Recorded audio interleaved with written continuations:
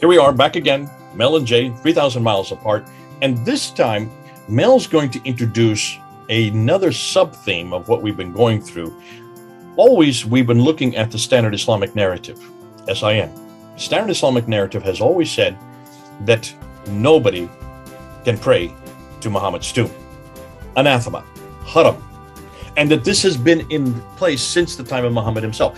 So the Standard Islamic Narrative from the 9th and 10th century has always instituted that it is haram, it is sinful, well, this is idolatry. You do not pray at anybody's tomb, and certainly not Muhammad's tomb. And nobody has ever questioned that. Well, Mel's going to question it. And the reason why he's going to question it, he's going to do what he's always done so well. He is going to go look at the historical record, and he's going to look at buildings, he's going to look at inscriptions, he's going to look at writings to see if this was the case at the beginning of the 7th and 8th and on century. And if this was haram, let's just see if the historical record supports that. Perfectly innocent question to ask, yet perfectly important question to ask. Because we are in almost everything that Mel and Joe and Paul and Odon, and we're going to be introducing Thomas and Murad, have all found in almost every case, whenever we look at the Standard Islamic Narrative, we have found it to be proving wanting and to be proving wrong. So here we go again. One other tomb, in this case, to shut down. And he's going to, I think he was going to call it the slow road to a dead end. So over to you, Mel. Tell us what you found. Right. So the slow road to a dead end, I can't resist a good pun. You probably will recognize this building here, the Taj Mahal. Yes, I've been there many times. Okay, yeah. And perhaps our audience will not be familiar with this place here. In fact, I wasn't either. This used to exist right up to the 20th century, and it got destroyed. Oh, hold on a minute. Not the Taj Mahal. You're talking about the one. No, this building to the right. I'm going to reveal this building later. It's a bit of a teaser. But the story I'm going to be revealing with you has got a number of key progressions. So if we look at the story arc, as it were, it tells a very different tale to what the Standard Islamic Narrative would have us believe. Ibn Jubair, writing in the 13th century, describes the beautiful mausoleums in Medina. Then An-Nawawi, again writing a little bit later in the 13th century, not only describes these mausoleums, but describes how visitors to Muhammad's grave prayed to him, seeking his intercession before Allah. So in other words, Muhammad, I never realized this, but Muhammad for them was an intercessor, like a demigod, that a mediator between God and the human race. So that's quite a shocker, quite a surprise. And then Ibn Taymiyyah, who lived from 1263 to 1328, he denounces the visitation of Muhammad's grave. Ibn Abdul Wahhab, in the 18th century, takes up these ideas again and creates a movement, which became the Wahhabi movement, which the Saudi government have taken on until very recently, and they have spread these Wahhabist ideas right around the Muslim world. And then in 1806 and again in 1925, following an earlier reconstruction, the Wahhabis destroyed the mausoleums in Medina. Only Muhammad's grave was spared. So this is where we're heading. So what's interesting is there's quite a difference between the early part, where Muslims were quite happy to visit these mausoleums, which existed for about 1,000 years or more. And then later on, not suddenly, but gradually over time, there was a change in view of the idea of going to these graves, praying towards the grave of Muhammad and other people associated with him, and asking for his intervention before God, or his intercession, I should say, before God. Don't know if you want to jump in on any of that, Jay?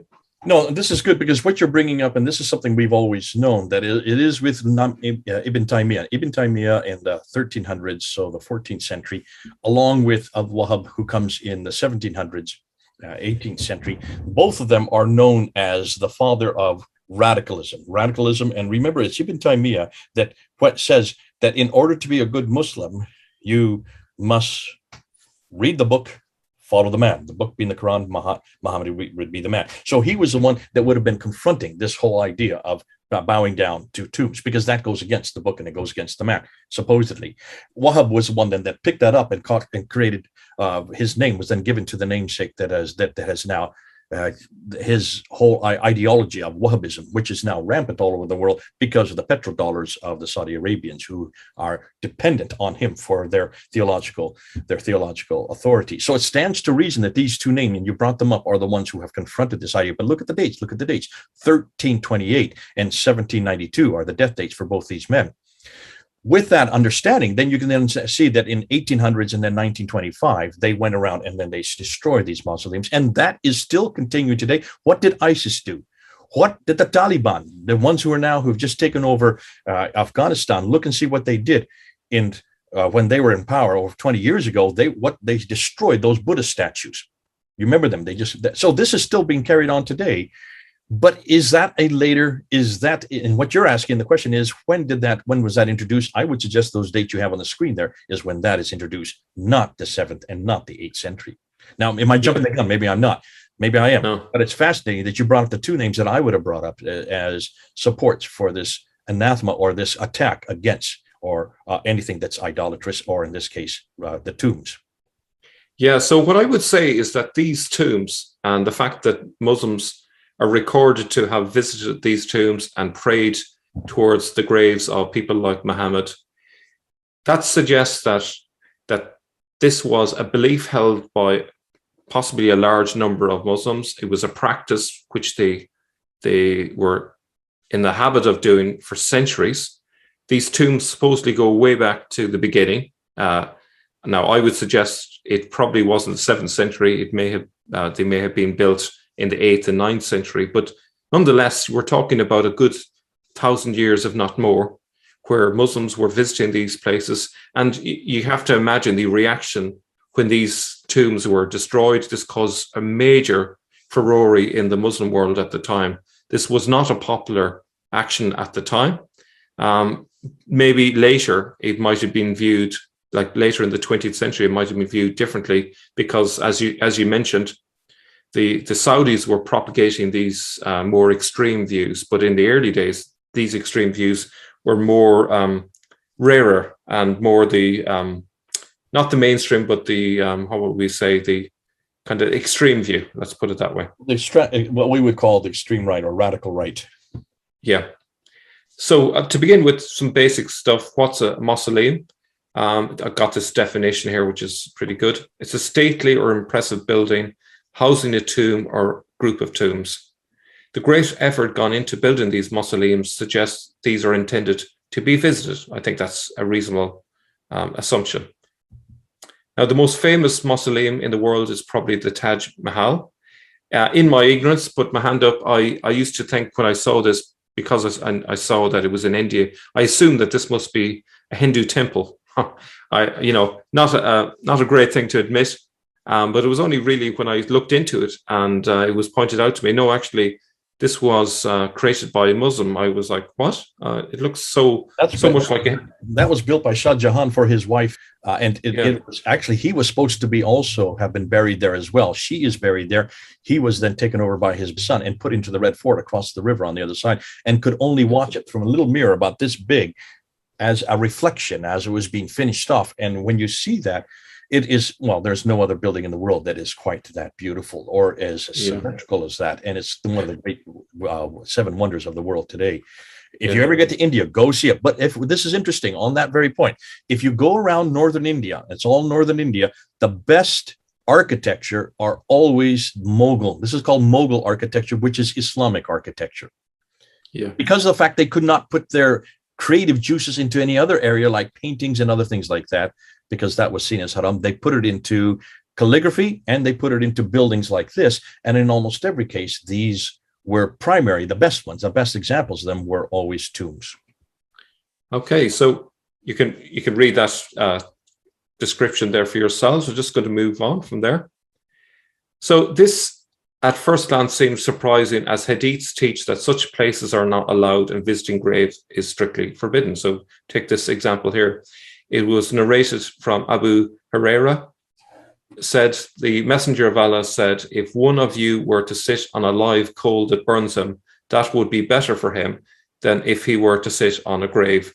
So sitting on a grave is symbolic of visiting a grave or praying at a grave. And so there are hadiths like that which are strictly against this idea. This is part of the standard Islamic narrative. And we have here Abu Martad al-Ganawi reported Allah's messenger as saying, do not sit on the graves and do not pray facing towards them. This is from Sahih Muslim. And another one, do not pray facing towards the graves and do not sit on them. Again, Sahih Muslim. And I won't read all of these, but as you can see here, may Allah curse the Jews and Christians for they built the places of worship at the graves of their prophets. And again, may Allah's curse be on the Jews for they built the places of worship at the graves of their prophets. And so if we take all of that into account, if the hadiths were authentic and early, we'd expect that there to be no mausoleums either for Muhammad or his nearest relatives, right? So that seems logical. If the hadiths, as often suggested, come from the 7th century onwards, 8th century, surely there'd be none of these, especially in the most important place in Islam's geography, which would be places like Mecca and Medina. But that's not the case. Ibn Jubair, 1145-1217, describes the tombs at al-Baqi as he saw it during his travel to Medina. He says the grave of Hassan bin Ali, situated near the gate to its right hand, has an elevated dome over it. His head lies at the feet of Abbas bin Abdul Muttalib, and both graves are raised high above the ground. The walls are panelled with yellow plates. I just put gold with a question mark. That's me, not the original. And studded with beautiful star-shaped nails. And you can see there's the source where I got that from. Please note that this was in Medina, arguably the geographical heartland of Islam. These tombs existed for 1,000 years, visited by countless generations of Muslims, and it was only in the 19th and 20th century that they were finally destroyed by supposed traditionalists. But the real tradition really is the fact that these existed for 1,000 years, visited by literally millions and millions of Muslims over the centuries.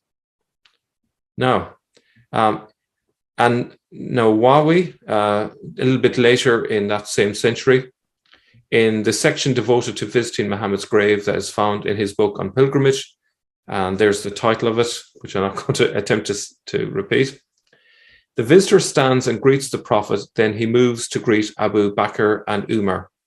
Then he returns to his original position, directly in front of Allah's messenger, and he's referring to the grave of Muhammad, and he uses the Prophet as his means in his innermost self, and he seeks his intercession before his exalted and mighty Lord. And one of the best things that he can say is what has been narrated by our colleagues on Al-Utbi's authority, and they admired what he said. As I was sitting by the grave of the Prophet, a Bedouin Arab came and said, "Peace be upon you, O Messenger of Allah. I've heard Allah saying, if they had only, when they were unjust to themselves, come to thee and asked Allah's forgiveness, and the messenger had asked forgiveness for them, they would have found Allah indeed oft returning most merciful. So I've come to you asking forgiveness for my sin, seeking your intercession with my Lord." So you see what they're doing here is they are going to the grave of Muhammad, asking Muhammad to intervene before Allah to get Allah's mercy and Allah's forgiveness. So they couldn't go directly to Allah. They have to go through the dead body of Muhammad, essentially, to ask for his intercession. Any thoughts or reactions to that, Jay? That stands directly in contrary to Islamic belief, and certainly against the standard Islamic narrative. and any Muslim who's reading this would shudder in disbelief that this would be something that is being written in this case, the 13th century, that late. And yet there it is. It's from An-Nawawi himself. So it looks like this practice was quite prevalent, certainly up until the 13th century. Yeah.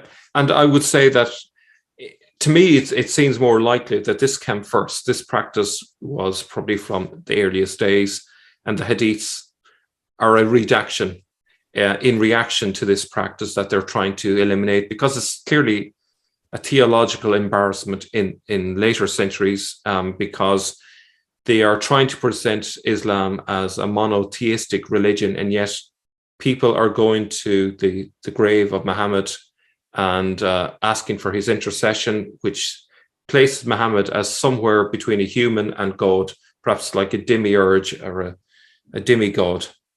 So obviously this is embarrassing, and they're trying to get rid of this.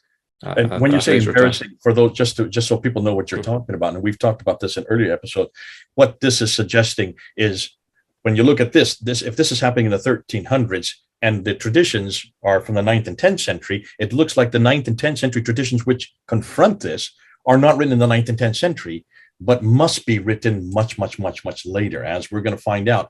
And we have said it already on our programs. We don't have any originals of Al-Bukhari, Sahih Muslim, Ibn Dawud, Tirmidhi, or even Ibn Hisham or Al-Waqidi or Al-Tabari. We don't have any of the originals at all. They are all from copies. The earliest manuscripts we have for any of these don't really appear. Well, one appears in the 11th century, just one of the 9 volumes. The others appear in the 15th and 16th century. So it looks like even what we call Al-Bukhari and Sahih Muslim and all these hadith writers from the 9th century, we've always dated them 870, 875 and whatnot, late 9th century. We don't even know if that is correct anymore. It could well be, from what you're suggesting here. We know that these would have to have been written after this period. This is the 13th century, and it looks like probably this theology of that is against the tombs and worshiping in tombs was something that was introduced in the 15th and 16th century. Yeah, thing is, once you have a book, you can always add extra hadiths whenever you want. So even if we grant them that Al-Bukhari was written in the century that it's supposed to be written, that doesn't preclude extra parts being added later, because I think you mentioned in one of the earlier videos that we can find an earlier volume of his work, but in terms of the 9 volumes, we can only find the full collection. I think, is it the 19th century? No, we get the 16th century is when the other 8 are then we are able to trace it back to. I mean, this is a whole area that we haven't really unpacked on our in our channel yet, and we need to do this. And maybe we need, Mel, this may be something that you and I can really do, and that is when do these standard Islamic narratives, we're always claiming them for 9th century. When do we find that they're the first manuscripts for any of these materials? We've talked about this in the Quran. We've gone through that the manuscript for the Quran is in and of itself troubling, because they don't even begin to appear till 705 and later. Why aren't we doing the same thing with the Hadith? Because the Hadith, though are claimed from 9th century, the manuscript for the Hadith do not appear, except for the 1 volume in the 11th century. The others don't appear until the 15th and 16th century. Yeah. Okay. So was An-Nawawi unaware of those hadiths that prohibited praying facing towards graves? It seems odd that he could be unaware. He ought to have been aware if such hadiths existed, as he was a Sunni, Safite jurist and hadith scholar. So if you can't get more expertise than that in terms of hadiths. So why is he contradicting the hadiths if these hadiths actually existed, those particular hadiths? Such prohibitions seem to have been first proposed by another jurist who was influential after him, Ibn Taymiyyah. However, his innovative ideas were rejected at the time, and it was only in a much later period that they were taken up again by Ibn Abdul Wahhab.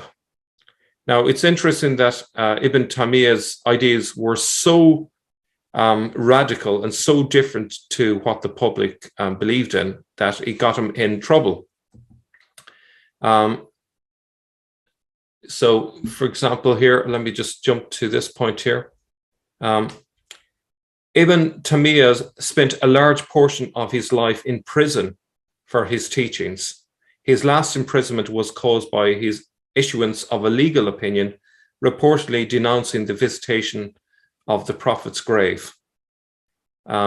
So it's hard to believe that there was an earlier hadith that's prohibited the visiting of graves, because why would people react so strongly to this novel teaching if this was actually just representative of what people always believed?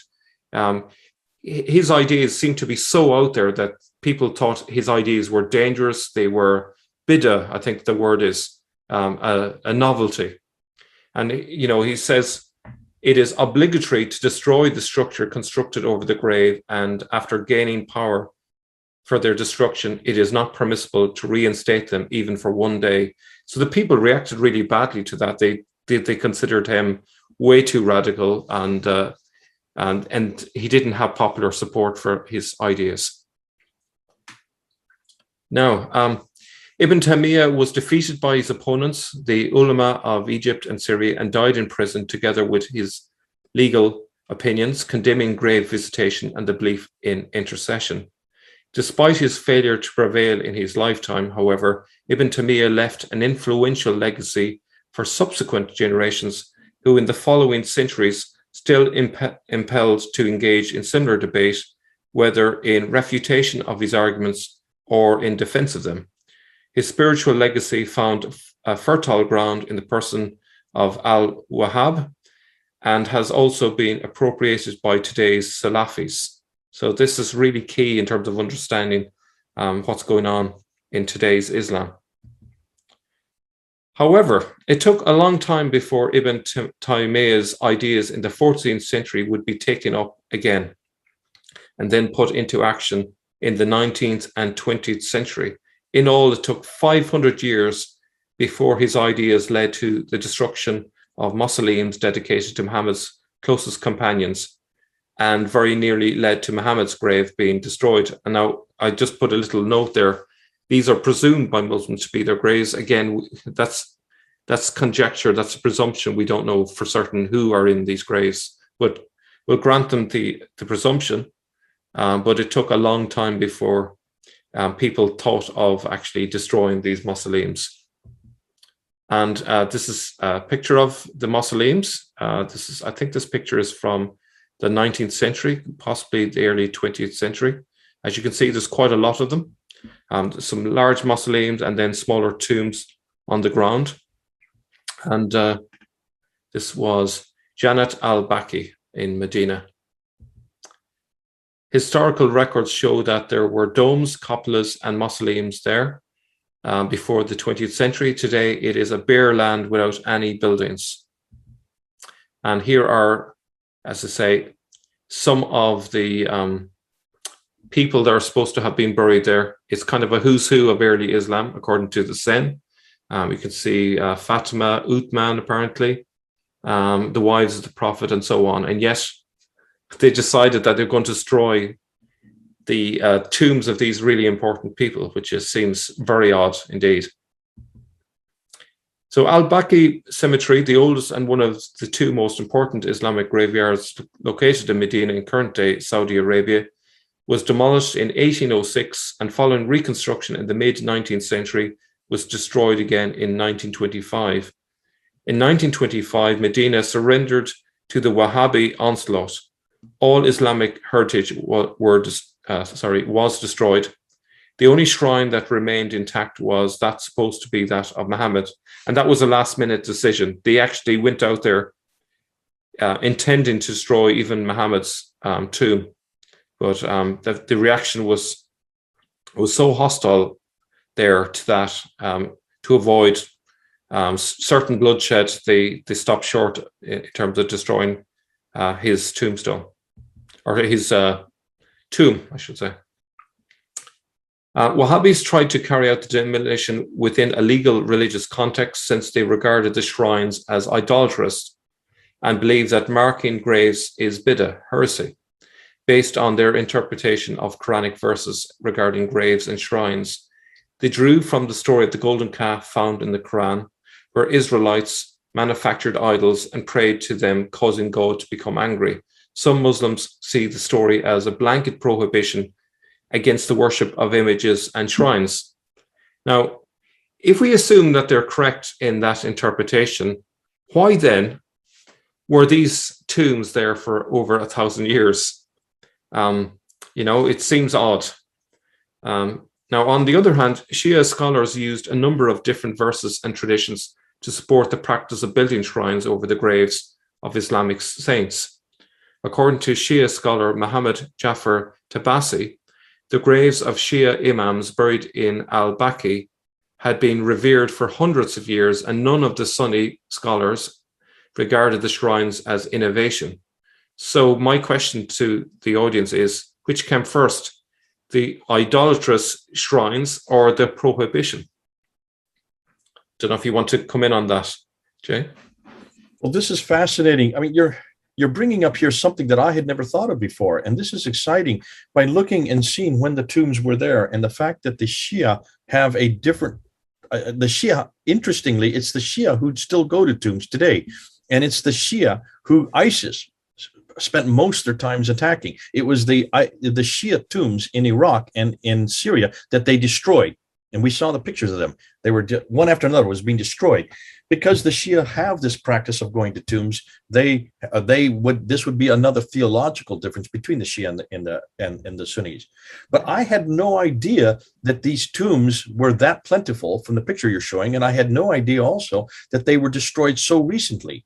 I had no idea that this was only happening in 1806 and 1925, very, very recently, or the fact that this whole idea of tombs being bid'ah was something that was not from the 9th and 10th century. So this is new for me, Mel. Thank you for doing this, because you're proving just by looking at the context and looking at what's written, and also by looking at the buildings, and we've always said, look at the buildings, that this is a much, much later rendition, probably begun by Ibn Taymiyyah, but then not accepted during his lifetime, made significant then by the Wahhabis from Muhammad ibn Abd al-Wahhab from the 1700s. And of course, Wahhabism, as we well know, is at the foundation of most of your radical movements today. Yeah.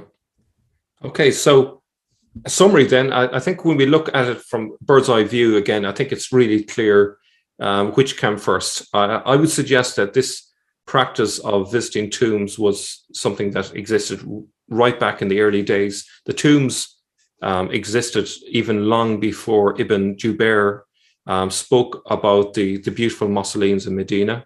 So he was from the 13th century.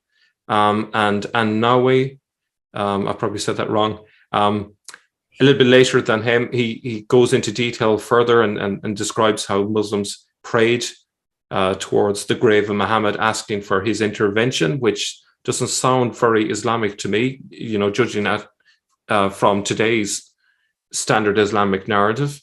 And then we have, a little bit later than that, we have Ibn Taymiyyah, who's basically denouncing this practice. And then Wahhab, in the 18th century, he's basically taken up these ideas again. And then finally, we have just as little as, we're only talking about, what is it, 94 years ago, when these tombs were finally demolished for good. So as you can see, this is like the complete reversal of how we've understood it, that, we were told, and we have been told for years, that the Hadiths come from the 7th and 8th century and so on, and the 9th century, and that these were clear that you shouldn't visit a grave. And right in the middle of Arabia, in Medina, one of the most important cities, in fact, the second most important city after Mecca, they have all of these tombs. Where are all of the protesting Muslims for 1,000 years? Think about all of the great Muslims down through the centuries, all the scholars and so on. How come they're not even raising a furore? They're not even saying anything about it until we have Ibn Taymiyyah raising a fuss. But what happened to all the others? Why were they not saying anything against it? I would suggest it's because there was no hadith that said anything against this till later. Maybe the first hadith was inspired by Ibn Taymiyyah rather than the other way around. But that's my take on it. I'll come back to you, Jay. Listen, here I don't know whether you know it or not, but you introduce a whole new genre. Have you seen what you're doing? We have now looked at the mosques. We have looked at the inscriptions. We have looked at the coins. You have looked at the paintings and statues. And now here comes a fifth one, the tombs. Of tombs and temples, but tombs in this case. No one's looked at tombs before. And you say, let's just follow let's just follow the evolution of something as simple as tombs. What are tombs for? Well, tombs are places where you remember people. That's why we have graveyards. That's why we all have, well, many of us have graveyards. And tombs were the same thing. And when you remember people, then you acknowledge them. Then after a while, they get acknowledgement, especially if it's a great person and somebody who's important to you, you then go to them. And then you also you don't just do a puja there. You also start asking them for intercession.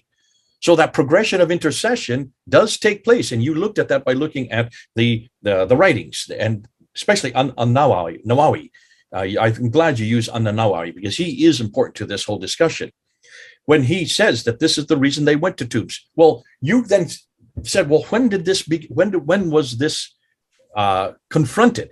Well, according to the standard Islamic narrative, this was confronted by Muhammad himself. This was confronted from the very beginning. This was anathema, and that's why the hadith are so much against the idea of going to tombs, because that is shirk. You're now elevating a person who is dead alongside God, because if you're asking for intercession, then you're asking for something that only God can do, only God can permit, and that is intercession. That is a deity can do that. So you're elevating Muhammad to almost divine status, which I can understand is a problem, theologically speaking.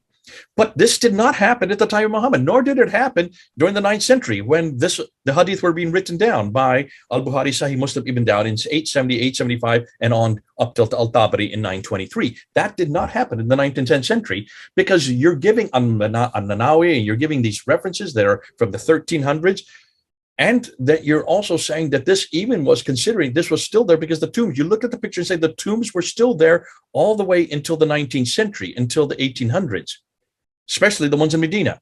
And it was a great picture you have of the whole number of tombs there. I've never seen those tombs before. Well, there's a reason I've not seen those tombs. They have now subsequently been destroyed. So the idea of that Ibn Taymiyyah in the 1300s, 14th century, confronts this practice, saying that it's bid'ah, saying that this is wrong. He gets persecuted. He gets put into prison. And so because he gets put in, he dies in prison. So it did take off that early, but he is the one that gives the groundwork. And I've been working with radicals almost my entire ministry. For 30 years, I've been working with radicals. And when you talk to a radical Muslim, they always mention Ibn Taymiyyah. Ibn Taymiyyah is the grandfather of radicalism, they tell me all the time. But no, he just introduced it. Who is the one that actually put it to practice? It's Al-Wahhab in the 1700s. You bring up Wahhab. Thanks for doing that. Because Wahhab is the one that actually takes Ibn Taymiyyah and he puts it into categories that everybody could understand. And see, that didn't really take hold. Wahhabism was really remained in Saudi Arabia and did not really take hold until the 20th century. And the reason why Wahhabism then finally took hold was because of oil. Oil wealth then created Wahhabism and pushed Wahhabism right across the world. And that's why the Muslim Brotherhood in the 1920s and up to the 1940s, there in Egypt, took Wahhabism and made it a practical application. And one of the first things they did is anything that gets in the way of God, anything that commits shirk, anything that is to be worshipped or to bow down to or is intercessory, that is besides God is bid'ah. That is haram. That is heresy. And so that's why the Islamic Brotherhood coming out of Wahhabism has then created that. Now, from that Muslim Brotherhood, take a look and see who are the main players in the Muslim Brotherhood.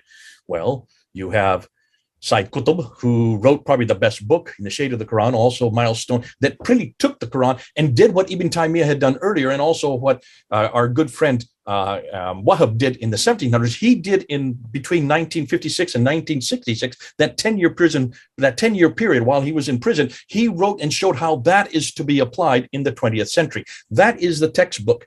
That is the textbook for all radical Muslims. And what does it say? Right carefully, it says over and over again, you do not associate anybody with God. Tombs should not, and he talks about tombs. I mean, you can go and read it. He does talk about tombs. And what's fascinating, he is the one that influenced Ayman Zawahiri. Ayman Zawahiri was his favorite student. Not only Ayman Zawahiri, look and see who is, and let me just get his name, Yusuf Qaradawi, who is on Al Jazeera television every night. He's there in Qatar. You can go see him, Al Jazeera television. He was a student of Sayyid Qutb, And he was from the Muslim Brotherhood. He is also from the same stable. So he's taking this Wahhabism, and he is the one that has had, Ayman Zawahiri is the one that had influence over Osama bin Laden. And who are the ones that started attacking the tombs? And who are the ones that started attacking the statues? It was the Al-Qaeda that started doing that, who then influenced the Taliban. And the Taliban, who are the ones who destroyed those two Buddhas. And then who are the ones, it's Zarqawi, who's being trained up by Ayman Zawahiri. It's Zarqawi who leaves Afghanistan, comes back to Iraq, and he is the one that influences Muhammad al-Baghdadi, Muhammad ibn al-Baghdadi. The Baghdadi is the creator and the instigator for ISIS. ISIS is the one that takes that theology coming out of, yes, Wahhabism, and ISIS uses it to go all over Syria and all over Iraq, destroying one tomb after another. Look at the pictures from ISIS from 2014 to 2015. Tomb after tomb after tomb is destroyed. You have brought a whole new genre here that I never thought of until you just brought it up just now. What we're seeing even today as we speak, and what we're going to see from here on out, anytime you see a radical Muslim, Sunni Muslim attacking tombs and shrines, they are following not the traditions of the 9th and 10th century.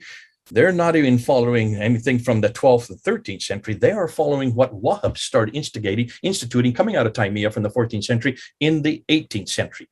But that the practice is then created in, as you say, the two dates are 1806 and 1925. That's where the tombs were being destroyed. It is still happening today. Oh, I love this because you can just run with this, Mel. This is exciting because you're bringing a genre that I've never thought of before. Yeah. Here's the thing. People may not get the reason why they're destroying the tombs. The reason why they must destroy the tombs is because they need to hide the early history of Islam. That's its number one purpose.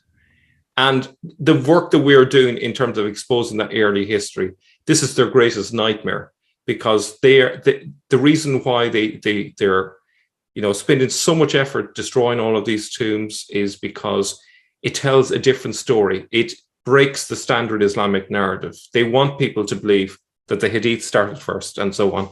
I'm going to support what you've just said. Let me just show you this picture. Take a look at this picture here. Look at this is a picture of Mecca a few years ago. Look at all the cranes. Notice the two arrows, and I'll just emphasize the two arrows. One arrow is pointing to Khadija's house. The other arrow is pointing to where Muhammad's birthplace, house. They have been destroyed to make way for all these skyscrapers. Why do you think they're destroying that? Exactly what Mel's saying. They have to destroy the evidence. They have to destroy any place that could be used as a place of devotion. Someone as important as Khadija, the wife of Muhammad, the first wife of Muhammad, to destroy her house, they have to destroy anything that could be worshipped or anything that would consider to be haram. Fascinating. Love this. This is going to be fun because from here on out, we've got to see where this progresses. We're introducing a new genre. Mel didn't even know that he's introducing a new genre. Let's follow it through and see if these tombs actually are, the destruction of tombs is something that came much, much, much later, not as the standard Islamic narrative says from the time of Muhammad. This probably was introduced by Ibn Taymiyyah in 1300s, made into a practical application as a theological position in the 1700s by Ibn Wahhab, then started to be put into practice by the Wahhabis in 1806 and also 1925. And now we're seeing it being put into practice by almost every radical group that we come across today. But it has nothing to do with Muhammad. It has nothing to do with the 7th century. And it has nothing to do with the origins of Islam. God bless you. Thanks so much, Mel. This has been fun. This is going to go back now. For people, you may want to argue, may want to confront us. You may want to also disagree with us. You've got the comments below, and we will certainly read them. I'll let Mel try to respond to them as best he can. And then we may have to come back and redress it and even put some new categories. Or even if you find other tombs that have been destroyed, please let us know, because we need to inflate this genre to bring it to the fore, because it's going to be a whole nother study that's going to take off from here. God bless you. It's been so good having you. Mel, thanks again. It's fun keeping up with you. I love what you find. Over there in Ireland, here in the United States, Jane Mel, over and out.